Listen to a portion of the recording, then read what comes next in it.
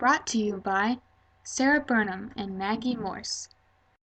The oldest out of all the neighborhoods in St. Louis, Soulard was not originally a traditional neighborhood, but merely an area of French farmland in the early stages of St. Louis.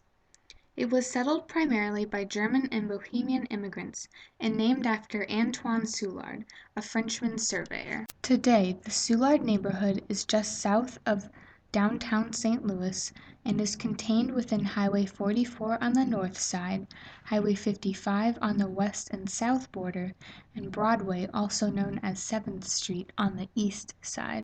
And now a word from a Soulard native at the Franklin Room near St. Peter and Paul Church. I'm the Director of Shelter Services for Peter and Paul Community Services, where I've been employed for the last 30 plus years. Although my relationship with the neighborhood of Soulard goes back long before then. It was a regular stop on Saturday mornings from the mid-60s forward with my father doing family shopping. I started to come into the neighborhood in the late 70s. Soulard is the oldest standing neighborhood in the city. Most of it was built in the late 1840s and early 1850s. Across the street from where we are now is a house that was there in 1810. In fact, it had already been abandoned by that time. It was probably built in the 1790s. The land down here is named Soulard for an Antoine Soulard, who was a military officer who fled the French Revolution. And he came here and did survey work for the Spanish governor at the time.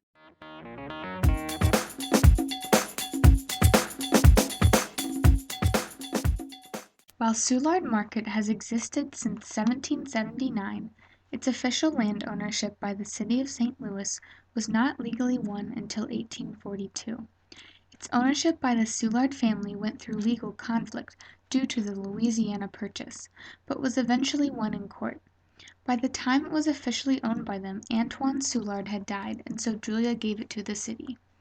The market originated as an open field where farmers would come to park their wagons and sell their goods in the city. By that time, Antoine Soulard was long dead, but his wife, Julia Cerre Soulard, C-E-R-R-E, she suddenly was land rich but otherwise poor, and she had the streets platted out down here and started to advertise in Germany for immigrants. There was a lot of social unrest in Europe. There were a lot of revolutions, particularly in 1848, and that created a huge influx of Germans into Missouri, many here in St. Louis. They were the ones who actually built Soulard. For all the French heritage, it was built by Germans. And that's where it gets its name. The market building that is there today was not constructed until 1928 and is modeled after a hospital in Florence, Italy. In front of the Grand Hall entrance is a stone courtyard, and Soulard Park and playground surround it. Currently, stalls open Wednesday through Saturday with varying open and start times. Around 10 stalls are open on Wednesday and Thursday from 8 a.m. to 5 p.m., and 30 stalls are open on Friday from 7 a.m. to 5 p.m. However, Saturday is the fullest day of business because all of the stalls are open from 7 in the morning until 5:30 at night.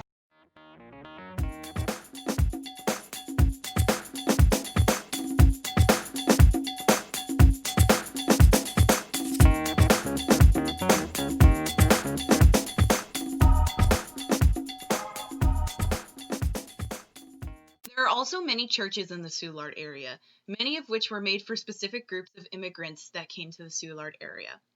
One of these churches is St. John Nepomuk, a Roman Catholic church established by Czechoslovakian immigrants. The church was originally opened in 1854, but the original church was destroyed in the tornado of 1896. The current church was designed by Adolphus Druiding. Construction started in 1897, and the church was finally reopened in 1909.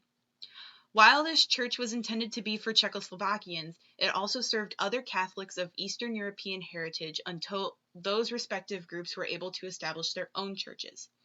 Slovaks, Hungarians, Poles, and Lithuanians were a few examples of other ethnic groups that, at one point in time, were served by St. John Nepomuk Church. Another church in the Soulard area is Saints Peter and Paul Catholic Church. This is where our interview subject, Tom Burnham, works. The church was established in 1849 by Father Simon Siegrist and was intended for the German immigrants. The church was originally made from wood, but as membership grew tremendously, a large brick church was built to accommodate the new churchgoers. The current church was designed by Franz Georg Himpler, a German architect who made the church of Gothic design, and by 1875 the new church was ready for use. A large bell tower that makes the church so striking was actually not part of the original blueprints for the church's design. The tower was added in 1890, and then in 1891 5 bells were installed, each being named after a saint. When the huge membership began to drop in numbers, the church ended up being too large, and some churchgoers found that the church was so large that it was difficult to hear the pastor when seated near the back of the church. Saints Peter and Paul went under renovation, which was completed in 1984.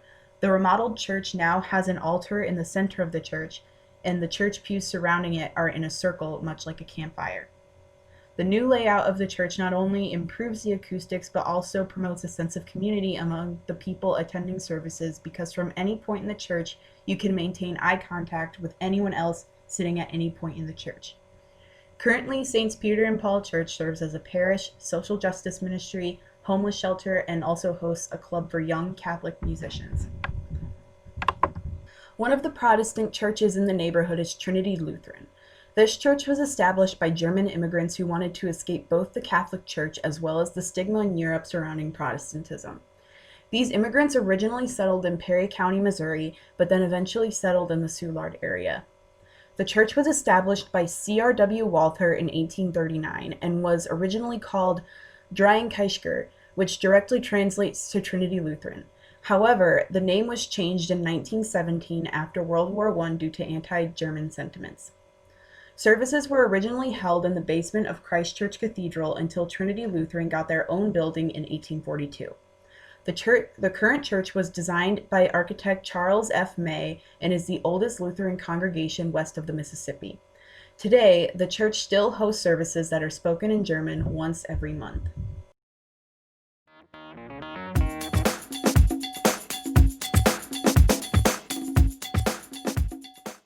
Another well-known site in the Soulard area is the Mad Art Gallery. It started off as a police station built in the 1930s and is of Art Deco style. After no longer being a police station, the building was converted into a banquet hall, event center, and art gallery. The gallery opened in the year 2000. Today, Mad Art Gallery holds weddings and receptions, meetings, banquets, and other large parties and events. What used to be the garage for the police's squad cars is now a 3,800 square foot gallery and event hall. Mad Art Gallery is also equipped with a full bar and catering options for your events. All of the food catered at Mad Art is sourced from local farmers and butchers supporting small businesses. The food is also more eco-friendly because the animals used for the meats are often free-range and grass-fed. The venue can support up to 200 people at a time for a dinner party and about 500 people for a cocktail.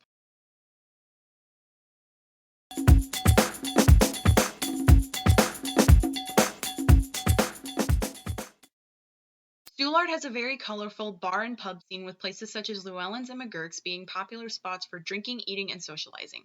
The prices of these restaurants usually range from low to middle in price, and most of these restaurants have a casual atmosphere. 2 restaurants to take note of are Molly's in Soulard and McGurk's Irish Pub. Molly's in Soulard is a reflection of Soulard's French heritage. The food here is Creole and Cajun with foods such as fried alligator and fried green tomatoes.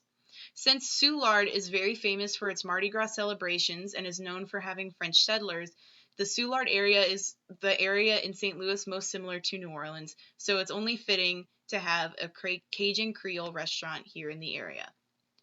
There is also McGurk's Irish Pub. This bar is very famous in the Soulard area for having great food, drinks, and entertainment. The bar has a large outdoor patio with a waterfall and beautiful landscaping. They also have nightly live Irish music performances from local musicians. The pub has won many national awards and acknowledgments for its excellence, including being listed in Esquire magazine's Best Bars in America, being named the third best Irish pub in the United States by Complex City Guide, and also being listed in National Geographic's America's Most Authentic Irish Pub.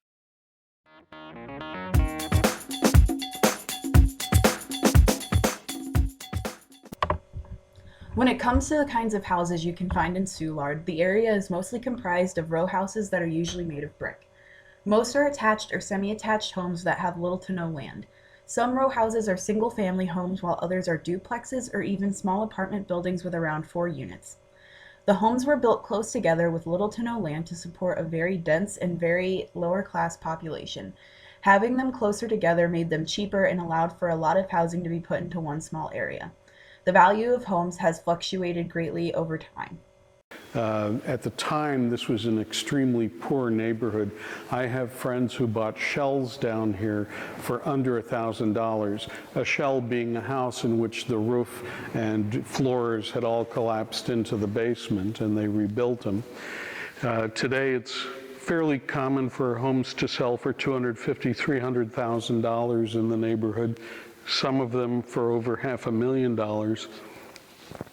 30 years ago, you could have bought entire blocks of this neighborhood for less, and people would have thought you were throwing your money away. So it's kind of a Phoenix situation where a thriving and fairly affluent neighborhood has risen from the ashes of urban decay. Some famous houses in the Soulard neighborhood include the Franz Arts Mansion and the Feuerbacher Mansion.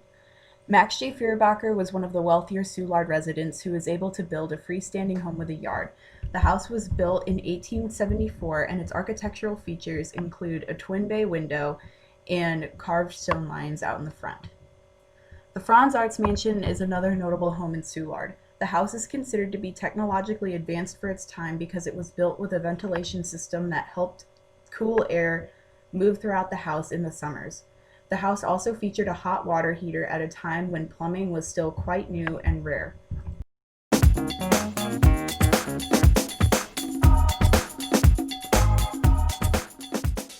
Mardi Gras celebrations originate from the French Catholic tradition of holding a parade on Fat Tuesday each year. Fat Tuesday is the day before Ash Wednesday, and so the day Catholics indulge themselves before giving up certain habits for Lent, which all leads up to Easter. The Mardi Gras tradition first arrived in the U.S. in New Orleans, where many of the first French settlers lived. Since St. Louis has its founding roots from New Orleans, it is clear to see how the tradition was then brought here. Today, Soulard is known for its grand parade held each year in mid to late February, depending on the time of Easter. The parade and all of its many extravagant floats start at the Busch Stadium, continue down Broadway, and end at the Anheuser-Busch Brewery. Bastille Day is primarily a celebration of French Independence Day, which is July 14th, when the French people stormed the Bastille of weapons in Paris during the French Revolution. It was brought to St. Louis, and specifically Soulard, by the French de Menil family. Today, the celebration in Soulard consists of the Gathering of the Mob and Bastille in Vogue.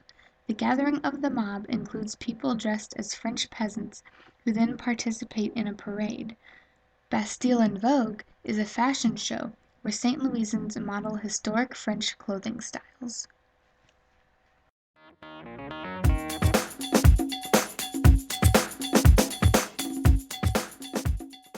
I'm a shelter director in a neighborhood that is largely residential. It is largely at least upper middle class. And I have worked in this shelter since this was still a very poor neighborhood. One of the things that I have done is I meet every month with a neighborhood association, the Residential Neighborhood Association. I make myself available to them to hear their concerns. just this past Wednesday, I was given an award by them in recognition of my commitment and contributions to the neighborhood, which I thought was almost a man bites dog story. Residents give shelter owner an award. I was really humbled by that. But it's part of being better than a benign presence in the neighborhood, trying to contribute to the overall atmosphere here. Soulard is a very close-knit community full of people willing to help out their neighbors. Since St. Louis is known as a word-of-mouth city that is small enough to where everyone sort of knows everyone else, it shows that Soulard is a perpetuation of St. Louis's small city culture. It's an example of bringing cultures together because it is a melting pot of various different immigrant groups.